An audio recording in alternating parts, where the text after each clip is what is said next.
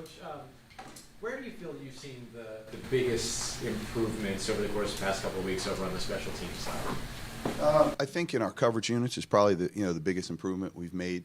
I think those guys have done a good job both on punt coverage and limiting the amount of return yards. Right, I thought they've done a good job there, and that ties into everything. The protection, and then the punter hitting the ball, putting it where we need it to be, and then those guys getting out and covering, and then I think we've made some pretty good improvements in our kickoff coverage as well. So I'm pleased. The guys are working extremely hard at it. We put a huge emphasis on it, and they're seeing the results and having fun while we're doing it. So I think that's where we've made the biggest improvements. We've seen this year already the Rams special teams, particularly the field goal side of things, a couple of kicks blocked. And how do you go about sort of looking at that in the past and understanding that they're making adjustments? Like, what's the negotiation in terms of looking at those issues? Yeah, I think it's like every week you try to game plan and see, okay, where do you maybe see a deficiency here or there in your opponent, and then you try to go attack that. And like you said, they see the same thing, so they've had some personnel changes of people that have been on the field goal protection for them. And so I think you just try to each week see, okay, can we target who maybe the weak or two weaker links are that we want to go after and go attack. And so that's kind of what we take in each phase. Surprised you at all to see Stallberg getting some run on defense? Some of those situational. No, you know what? I think that I think it's it's really good by our defensive coaching staff, and being able to see what he does well and take advantage of those abilities that he has on specific roles on third down. So. Is it cool for you to see a guy who kind of like has to grind his way onto a roster, get opportunities like that? Yeah, you know what? I think it's really cool to see that. I think there's a lot of guys throughout our organization, that goes with, and you kind of take pride in that. Like I look at Isaiah, for example. Last season, he started on the practice squad, right, and then got a chance to get elevated, and then played towards the end of the year. But when you go back and you look, like I think he only played like 80 special team snaps last season, right? And so he's already way past that this year. And so it's an adjustment for him as well. It's kind of like he's not a rookie, but is it a rookie wall that he has to be able to fight through because he's playing so many more plays on special teams now, and teams are starting to notice some of the good things that he's doing, and maybe he's getting double teamed sometimes and stuff like that. And now you're increasing his role of what he has to do, what he's doing on defense. So it's an adjustment for him as well. But there's a bunch of guys, really, when you look back on our roster of guys that we've kind of targeted, like, you go all the way back to like a Juwan Johnson, for example, who was an undrafted free agent. And, obviously I had Juwan at Penn State, and I actually recruited Juwan's older brother, George, who played here to play for me at Rutgers. So I go way back with him, and he was an undrafted guy that we targeted, or, Rashid Shaheed, or, there's some guys that have made their way because of starting on special teams and then really developed into becoming very, very good defensive players. So it's something that, I'm excited for those guys, and it's a good and bad, right, because you hate losing some of the snaps that you're getting. Juwan was a guy who played kickoff and kickoff return for us early in his career and really did a good job, and now you don't have that body out there doing it, but he's doing what he needs to do on offense. How do special teams help a player develop into that next role? With Juwan, or Brandon's mentioned it with Quincy Riley, like they felt comfortable using him on defense because of what he showed on special teams. How does special teams kind of prepare for?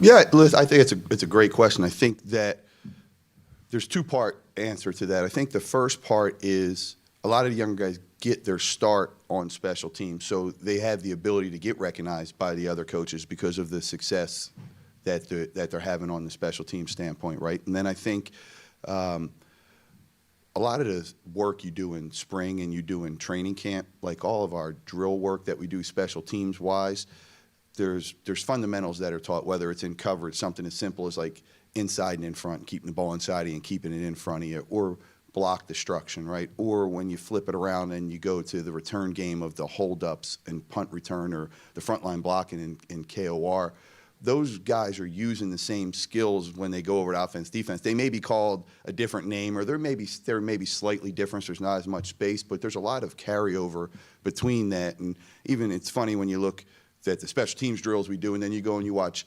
O&D individual work. There's so many similarities in the game, whether it's offense, defense, or special teams. Does the kickoff rule change help that when it comes to younger players trying to develop as blockers?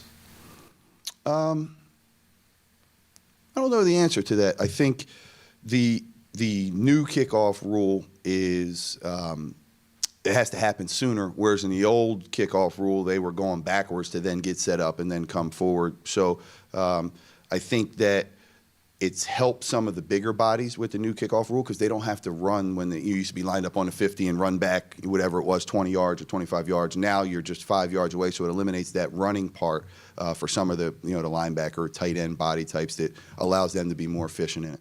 Does that make, a tight end, for instance, in that situation that's blocking, not having to run back and reset, does that make it feel a little bit more like what you would do on offense? I think so, yes. And I think it puts them in less space, which allows them to be more comfortable, especially if they get matched up with like a speed guy, right, with a safety or a corner or something like that who has good speed. There's not as much room for that guy to be able to wiggle and avoid and make a miss. He's on them right now. There were a couple of drives that kind of ended on the fringe of field goal range and off the punt both times.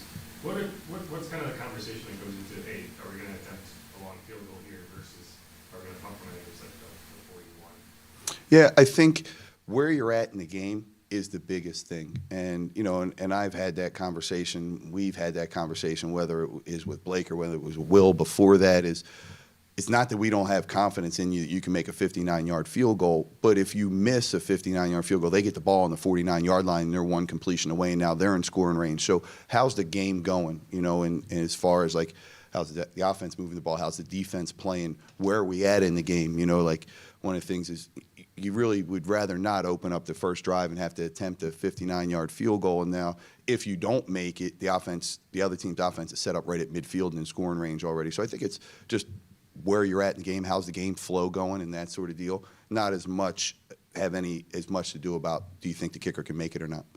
Is there a similar negotiation on short field goals? Like you take a short field goal, but then you kick off, they get the ball to 35, you're a couple first downs away from them being in field goal range, whereas if you go for it on fourth down, they have a longer distance to drive if you don't make it. Is that a negotiation that you sometimes find even in short field goal situations? Yeah, I think that's a fair point. And again, to me, it goes back to, is the score 28-24 or is the score 6-3? And how valuable are the points? Are always valuable, but what type of game are you in that situation? And and then what is the fourth down distance, right? Is it how manageable? What does the analytics say? Is it 1, 2, 3, 4, or is it 8, 9, 10? You know what I mean? So there's a lot of different factors that go in.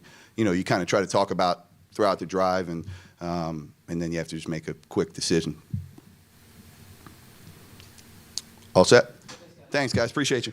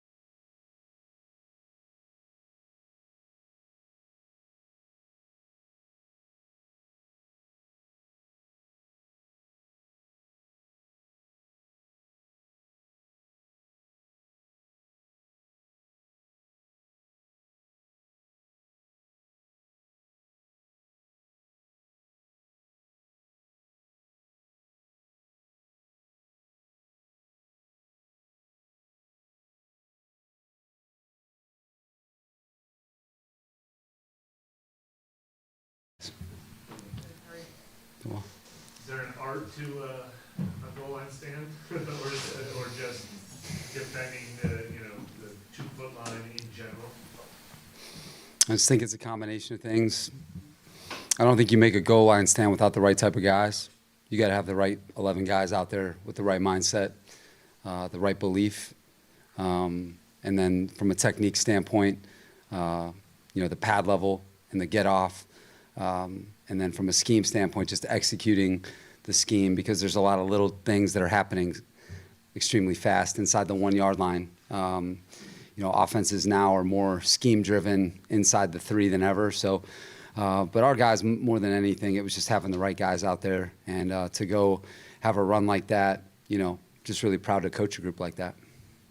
Inside the 3, like, what are you seeing that makes it more than ever? Like, how has that changed? Just the amount of motion and the types of motion, the formation variation. It used to be like goal line is a very specific, very narrow menu of plays, and now it's the opposite, and so there's a lot to defend down there, run and pass, not to mention, the quarterback sneak element, the running quarterback element. You've got elite, red zone targets that are isolation players, and then just all the crossing routes and the potential traffic issues. There's a lot going on, and like I said, it's the types of motion that makes it really tough. So, again, our guys handled it well. We've handled it well all season, and our guys, I think, have really showed what they're made of down there. Is what Kool-Aid did down there as impressive as anything else? He seems to have a comfortability that Yeah, Mike, I think who he's playing against, too, really matters. I mean, that kid is having a heck of a season for them. A first-round pick who's, he's going to be a heck of a player. So I think who he defended also matters, too. So I think a big confidence builder for him, because anytime you can get tested twice down there and feel like, you had the edge, that's the characteristics of a premier corner. So, I think that big confidence builder for him, and, he made some plays down there for us, and those were big stops for us. Is there anything in general that Kool-Aid is doing way better now than he was even doing 6-7 weeks ago? Mike, I think back to 6-7 weeks ago, we were kind of talking about almost, but that we had a lot of faith in him being in the right position, and I just think he's knocking them down, and then there's a little bit more confidence that comes with knocking it down, but I think he's playing with the right technique, the right leverage, and I think at that catch point, he's just being really physical, and I think, he's going to be disappointed that he didn't intercept one of those. And so that's that next step is to go pick one of those off and make that a huge swing for us. So, again, just more experience and more playmaking will come. Is that goal line stand, like, does it carry, like, any more importance, just, like, the fight and the attitude, given that, like, it is kind of a tough season, trying at times, like, to see that come out, like, midway through the season and twice, like... Yeah, Nick, I think, if you're a fan, you're getting your money's worth from a group that's laying it on the line, and I think that's what you want to see, is a group that's laying it on the line, as my father would say. But again, I think our guys just know that there's a chance every play for something big to happen, and if you'll defend to the very end, good things will happen, and so we gave ourselves a chance to win by those two, stands. We had those two opportunities were good chances for us to keep points off the board and give ourselves a chance to win. Yeah, I believe so. I think that you guys have seen each game he's gotten better and better. And again, that's what we expect based off how he played all through training camp. He played like this all through training camp. It's just been a delay for everyone else to see it. But there's little things that he can continue to improve as, these games progress. And, as we've mentioned, he's just an impactful player on all downs. We need him to be that way for us, and I'm happy for him because he's had to be patient, which isn't easy, but the playmaking has been there, and we're excited about that. Stolber didn't have any defensive snaps at all last year, so I'm kind of wondering when, like, the vision for him, the ability he had, and it's sort of kind of crystal levels. Yeah. Anything to go off of. Right.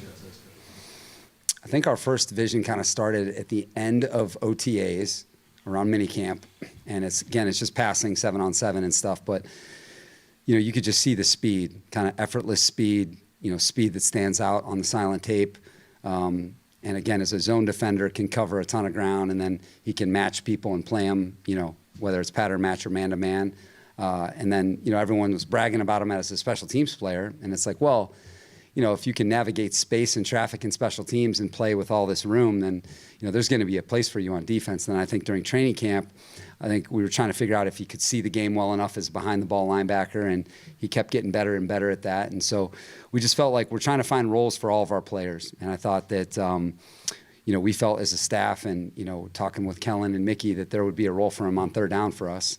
And I think that he's come through in that way for us. I think he's provided us, it's almost like, a sixth man in basketball, where you bring a guy off the bench that can provide some energy, and playmaking. And so I think that he's kind of filling a role like that for us. And at the same time, improving kind of as an everyday, all the time linebacker behind the scenes. Does it take confidence as a coach to put young players in there and not be afraid to have them make mistakes, knowing that you're placing the bet on them and going through the wrong things with them? Yeah. I think we have a lot of faith in our coaches, and I know that it's great to work for a head coach that believes in that mission statement, and a general manager who has so much wisdom and has a vision for people. So, that's how you improve as a team. That's how you create more depth. But again, they've earned it as well. When they've gone out there, they've made good plays for us, and Isaiah is a good example of that.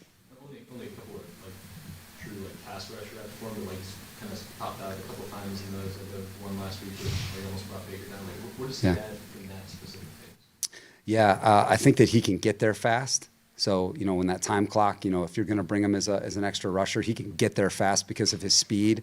And then I think what he's used to doing is if you think of a kickoff or you think of a punt play where he's having to run down, then he has to make quick decisions to beat a guy, to get to the returner. And so he's used to doing that. So it's like beating a running back in blitz protection. That's what he does that a lot, as a special teams player. So he's just got good speed, good timing.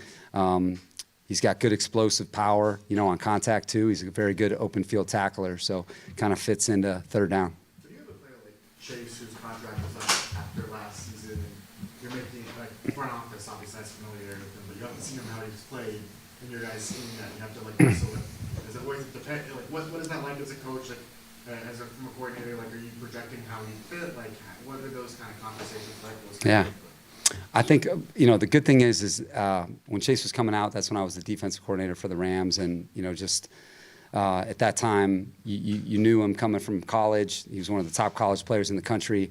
And then my first year in the NFL was his rookie year, Washington. And you just kind of see his growth over the course of time, And I think that Chase Young fits any defense to me. He's one of those guys that could fit all the schemes, But for us, I felt like in terms of guys that we had in the past, he would be a good fit for us. And I think he was coming off a really productive season last year.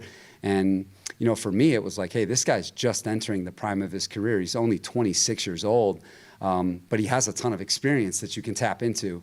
But he's still young and hungry. He hasn't gotten there yet, But I think for us, it was like, hey, this guy was the NFL Rookie of the Year on defense. This guy's played in the Super Bowl. He's been in the playoffs, and he's been through a lot of the tough things that you have to go through as a player. So you put all that into one. He's a great dude, and we're really glad that we have him. Quincy, he looked like early on in the season, you could see that he saw what was coming or maybe had an instinct. But over the past couple of games, it feels like almost like the marriage of instinct and reaction has been there for him. How big a step is that for any young corner? Yeah, great observations. It's challenging. I think as each week there's going to be something new. There's going to be the timing of something, or maybe it's a certain receiver that he's defending that's got kind of a unique style that he hasn't played against. And so, the game is going to slow down to him, the more that he plays against people and he sees the different scheme, right, the different types of players, and he's going to say, okay, this is how I need to play this specific play or this specific player. And so that's a work in progress, And I think if you looked at Kool-Aid last year as a rookie, there were probably some peaks and valleys, just like there would be for any of the top corners. But then as the season goes on, as the years go on, you see more of the confidence in the playmaking. And I think what Quincy's doing is going through that right now as a rookie. But we feel like the playmaking has been there, even though there are going to be some downs that he doesn't get right. or maybe he does make a mistake, it'll be a mistake that he learns from, and the next time he's ready to go knock it down. And, he's got a really good mindset. The thing that I think him and Kool-Aid share is that right mindset at corner where they can forget, plays and move on to the next one fast. They have confidence in themselves, and that's our job as coaches, so they maintain that confidence. That inherent confidence they have, we need to make sure that it stays that way, and then they'll earn even more with more preparation, more experience, and more playmaking. Is there anything to gain for the players looking at the practice film and maybe seeing like how a guy tried to defend something or like attack them in a certain way? Yeah, absolutely. I think there's so much work to be done for young players to really discover who they are. I think it's such an important part of growing as a young guy is discovering who you are, what works for you. And you'll never know until you face more. But I think it's that constant search of, your best. And so it's our job as coaches to kind of put them through it, make sure that you show them different examples of, hey, it's a different corner. Or I had a corner like this, or we played against a guy like that. And, it's just that day to day, and they talk about it a lot. We try and really emphasize the technique and the situation so that they can go be aggressive, and I think for corners especially, you get that aggressiveness with more experience. Yeah, well, you got to defend everybody. It starts with, the quarterback. I think Matthew is one of the best, since I've been in the NFL. Ever since he's been in the NFL, he's been one of the top players in the league, Super Bowl champion. Really starts with him and how they operate, the marriage of the run and the pass, being in premier looks because of him and because of the synergy of him and Sean together, quarterback and head coach, play caller. But they do a really good job of having you have to defend everybody. The runners, the receivers, the tight ends, they distribute the ball well to a lot of different people. And then they've got a lot of feature players in those positions. And then, I think what they do a great job of is tying everything together with their O-line. And so they're a difficult cover. They're very well coached, and they play the right way. How do you defend one of those coaches that issue of defending against both Puka and Devontae Adams?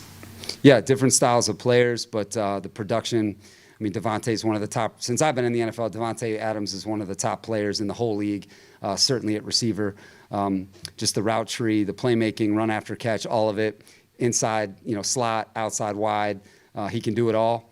And then Puka's just established himself as one of the top young guys in the league. He moves around a lot, plays in the slot, plays out wide, is a real factor in the run game, the screen game.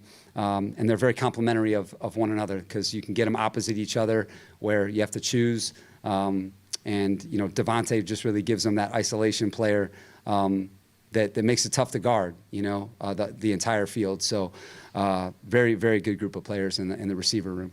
Is maybe one of those coaches that kind of will change up just kind of the way his offense looks from year to year? We get a lot more like under center stuff this year than in years past. Yeah. Yeah, Sean's going to feature his group. That's what I think makes good coaches, and year to year that's going to change. I think even when Matthew got there, the passing game before Matthew got there to now with Matthew was very different. There's some similarities, but Matthew's got this wealth of experience, and you're trying to make him feel comfortable at the same time. So I think they've really merged philosophies together and found the right thing, which isn't easy to do. And I think they've really excelled since they've been together because of that. Because there's the comfort zone of kind of Matthew his whole career versus what has made Sean such a great coach before Matthew got with him, and you pair that together, and then you keep onboarding good players around him. I think getting Devontae is a great example of that. They haven't had an isolation receiver like that since Sean's been there. A true X backside. Isolation player, and that really opens the field up for you, especially when you've got some good receivers and tight ends and runners on the other side. It really opens the field up for them. So they're playing at a high level. Matthew's playing at an MVP level this year. He's got whatever it is, 17 touchdowns, 2 interceptions. You see the record. They could have a better record than that. They could very easily be undefeated. So they're a hell of an offensive team. Did you guys look at the joint practice film at all for anything? Yeah. Yeah. Yeah, that was a great day. If you guys were there, that was an awesome day of practice against them, both sides of the ball. It was fun. we competed well that day, like, both sides of the ball, and so look at some of that. They've changed, Matthew wasn't at that scrimmage, but yeah, there's a lot to learn from between then and now, and they've changed, some as well. So lots to learn from, and like I said, they're a tough cover. It'll be a good matchup. When you're dealing with the quarterback that's been in the league as long as Matt has, he's seen everything. Does that affect how much you're disguising, in the sense that he's probably a little harder to confuse, and if he sees the disguise early, you can, like, how do you balance that? Yeah, well, it's a great point. It's hard to fool the guys that have seen it all. So you definitely don't want to fool yourself, because the last thing you want to do against the guy that's seen as much as him is be out of position. So we have to strike that right balance. You have to make it about you. You're going to have to execute at a consistent level. And that's what special quarterbacks force you to do, is execute consistently for 4 quarters. So we need to play a physical, tough, smart football game to win. And we got to do it the whole way, because that's what quarterbacks like this demand from you. You mentioned the importance of having the right 11 on the goal line. Yeah. You had, I think it was 9 total plays between those 2 possessions with the penalty. Were you able to keep the same 11 on the field, or do you try and rotate fresh guys and still have the right 11? Yeah, great point. We did sub a couple guys. Like, I don't know if you guys saw it. DeMario couldn't even breathe after the first goal line stand. I was wanting to get through some of the pictures before the goal line. He's like, I need a minute. He literally had nothing left. If they could have just seen how our guys sold out for that, it was really a cool moment. But there was a couple highlights. Chris Rump ended up being on the goal line, and if you'd have told me when we drafted Chris Rump that Chris Rump would be on the goal line playing as well he was playing, I would have called you a liar. But when I said the right guys, it's just the people with the right mindset, the right, attitude for that type of play, and that's what we had. We were able to keep some guys fresh in there, especially on the D-line. Those big guys up front, though, Shep, Gottschall, Bullard, that group of guys, Brian, they were in there most of the time, and that's what made it so impressive. We were able to get a couple new edge guys in there, but those big guys were holding it down for us. What has made Chris so effective in the run game? Because, like that 4th down, I think he kind of had that rush. Yeah. Like, he's not the guy you look at and say, oh, that's a run defender, but he does seem to grade out pretty well in that part of the game. Yeah, he's just a football player. His brain works, and he's got instincts, and he's fearless. And so he can overcome maybe some of the physical limitations, is because that's the definition of a football player. And that's what makes good football players, is your toughness, your instincts, and if you're fearless, and so he has that quality, which can overcome his, stature at times. And it was a hell of a job by him. He's having a good season for us. It's been through a lot in his career. Is it surprising to you to see the fearlessness in him, despite everything that he's kind of had to navigate? No, he's been that way since I've known him. What me and Jay Rogers and I will say is, whenever Chris Rump played for us in LA, he played well. Every year he got better. He just had some unlucky injuries that were just unlucky. But whenever he was in there, he always played quality football for us. We always felt the utmost confidence in him. And it's been great to see him come here and be able to find a role on special teams and on defense. And he's been a really good, kind of cool glue guy for us. All right, guys. Take care.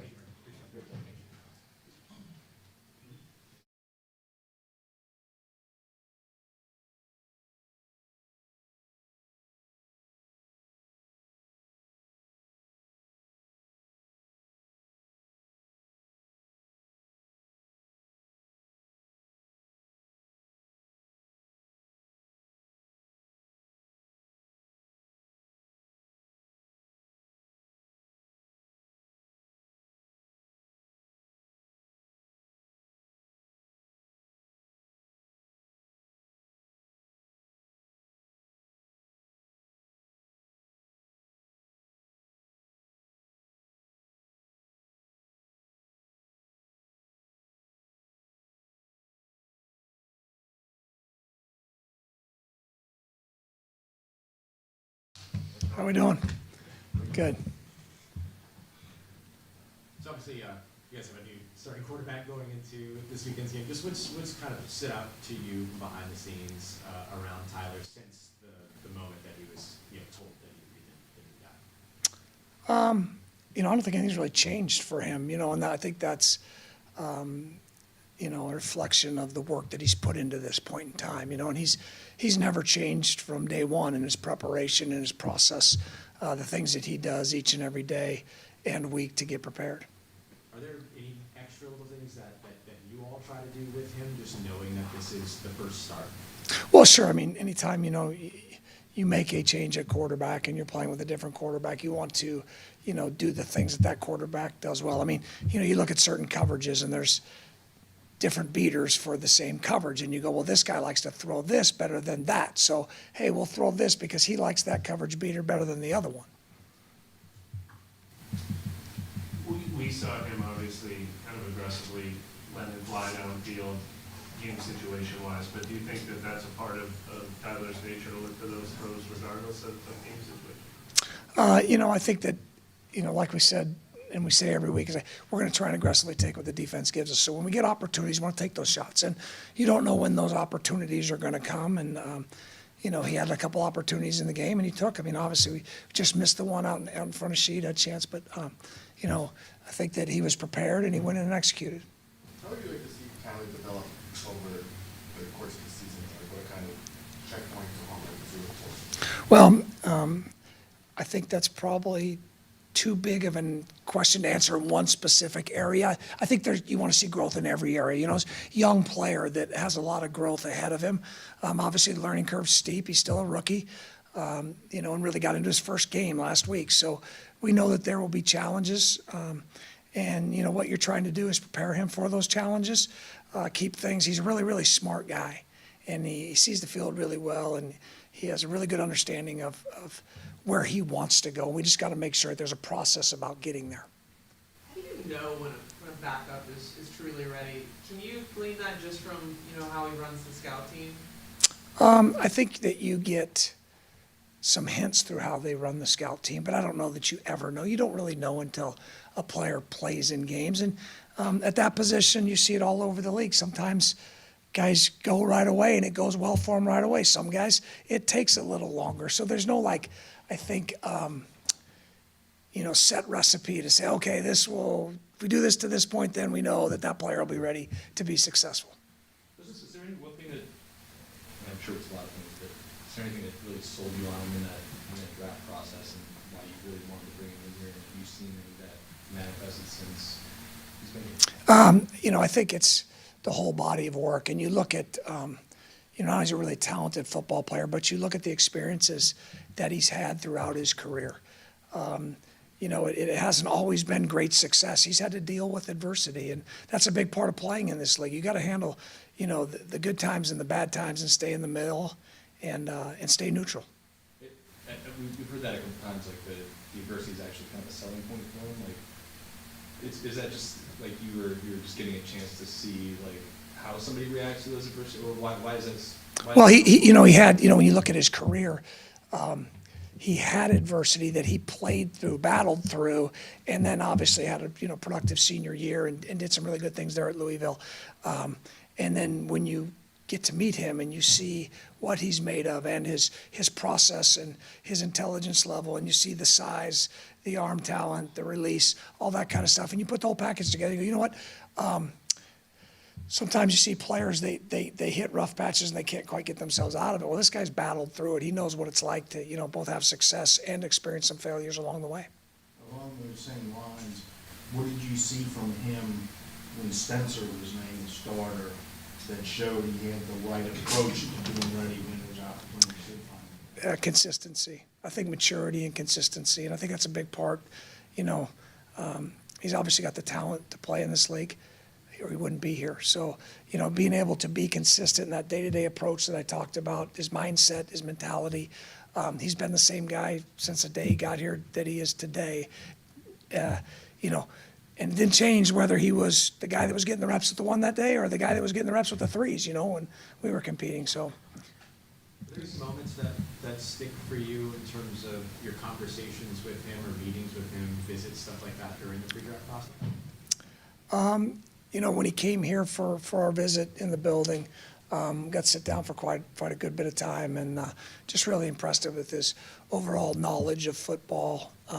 You could tell he was a football junkie. You could tell he had a high football IQ. understood things at a high level, and obviously that's a credit to Coach Baum and his staff at Louisville and what they had done with him, and he continues to learn and grow every day. In moments like that, do you try to throw him wrinkles in a moment like that to see if you can maybe cause a misstep for him or figure out maybe where those? So now you want us to tell you our evaluation process, no, you want us to get, no. I think that, you're always trying to figure out what does a player know. Because one of the things in the draft process, that you look at is, okay, where are they at? Where do you think they can go? Because not everybody's a finished product, and some guys are more finished than others, and a lot of it has to do with maybe system that they played in or places that they played or things that they've done. So just trying to gather as much knowledge as you can about the player and the person. This is Spencer. What would you like to kind of see him go do now? And Exactly what he's done. And credit to Spencer. He's been the same guy ever since we made, a decision to put Tyler in the game, in the middle of the game last week, as he was when we started in May. Like, same thing with Tyler, what I'm saying? He's been great and done a phenomenal job this week preparing himself to play.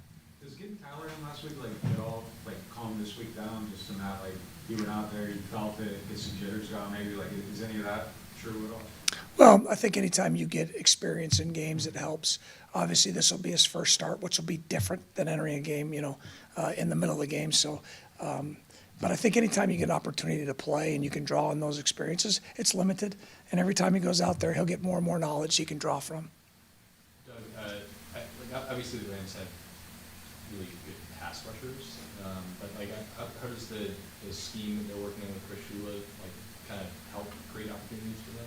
Yeah, they do a really good job, obviously. Having worked with Giff, he does a great job with those front guys. And, they've got some really talented players up front. They're very aggressive, and they turn those guys loose, and that's part of their scheme. They keep a lid on it. The safeties play from depth, and they drop from the sky, and therefore they can turn those front guys loose. The linebackers run really well, so it's a really, really good defense. How big of an asset for a rookie quarterback, a young quarterback, is having a running back with Alvin's receiving capability? Do you anticipate that maybe being a bigger focus with Tyler? I think any player that gets the opportunity to play with Alvin becomes a better player. He's such a great player himself. He obviously does a great job of elevating the talent of the others around him. But, yeah, it's nice, to have somebody back there in your first start that's got a ton of starts that can help you out a little bit. And, Alvin, little intricacy things that he can help Tyler with will definitely help. Thank you. Thanks, guys.